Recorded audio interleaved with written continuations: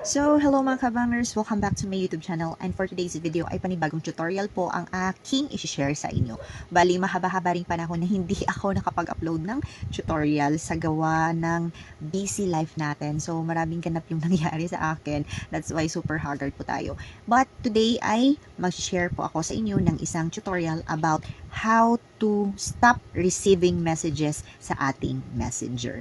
So yes po, it's possible na hindi po tayo makareceive or stop natin na makareceive tayo ng mga messages, especially sa mga taong hindi natin friends sa Facebook or hindi natin kakilala kasi minsan gusto natin ng privacy. So mga kabangers, samahan niyo po ako sa video na ito kung gusto niyo malaman kung paano natin stop ang pagre-receive ng message sa mga hindi natin friends sa ating Facebook or hindi natin mga kakilala. So, tara! Punta lang po tayo sa ating screen at hanapin lang po natin or i-open yung messenger natin. After that, ay i-open po natin ang menu. Then, i-click natin ang message request. Let us click the choose who can message you.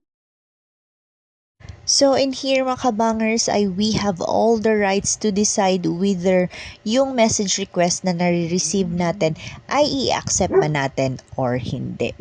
We have here 4 categories of people na posibleng makapag-chat sa atin. But it's up to us na lang if i-allow ba natin na makareceive tayo ng message nila or hindi. So, the first one we have here, friends of friends on Facebook. Let us click.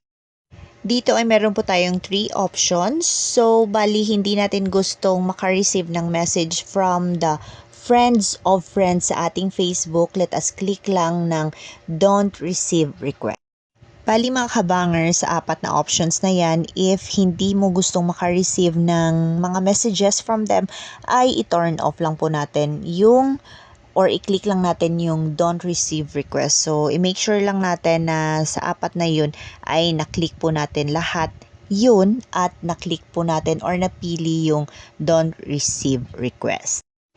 Panigurado po na hindi na po tayo makaka-receive ng messages from them. So, yun yung sa 4 na options.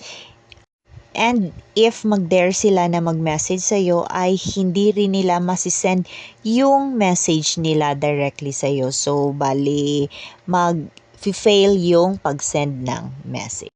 At dyan nagtatapos ang ating tutorial today. And thank you so much for always supporting our videos.